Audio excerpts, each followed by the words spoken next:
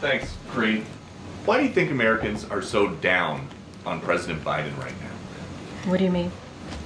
I know you don't like to talk about polls like the 5 of 6 swing states that he is losing right now to somebody who is a criminal defendant. But more broadly, it doesn't seem like anything you guys are doing is making him more popular.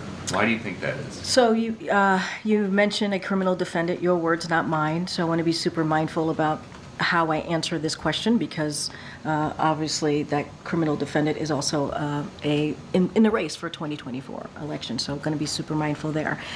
I will speak more broadly to what the American people are going through. Like, we understand. We are sensitive enough and open-minded enough to understand that this is, that not just this country, but globally, people have had to deal with a pandemic.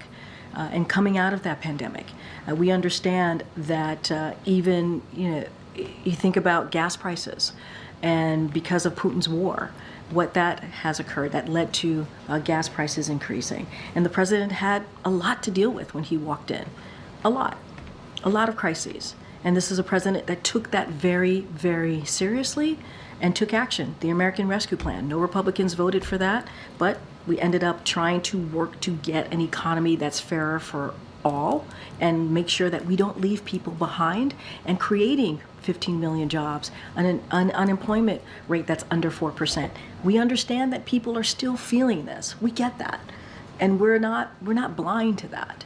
That's why you hear the president pretty regularly announcing how he is going to lower costs for the American people, whether it's Big Pharma, trying to lower healthcare costs, expanding ACA for those who truly need it, or it is making sure that we get rid of junk fees that cost Americans a lot of money every year. So look, we know it's going to take a little bit of time. We get that. And we are going to continue to, it's not going to stop us from talking about it. And it's also not going to stop us from talking about the contrasts that we see from GOP Republican congressional members who want to do the opposite of what the president is trying to get done.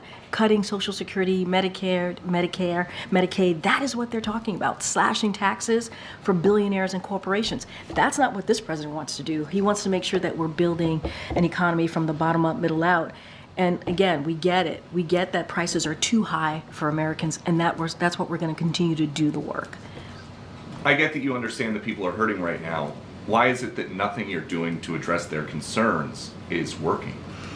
What I'm saying is we're going to continue to do the work. I can't speak to the polls, right? Those are for folks who are experts who can do a deep dive and look into that and speak to them. What I can speak to is we understand what the American people is feeling.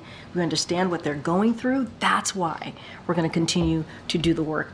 301 tariff, that's part of it, right? Making sure that we're protecting American workers, making sure that we're protecting American businesses. That's the work that the president's going to focus on, and we're going to continue to move in that way. So, more broadly then, have you considered in the White House that some of President Biden's recent policy positions could be a turnoff to the people that used to like him? So here, I would disagree with you there, because a lot of the policies that the president is pushing forward are incredibly popular. They are.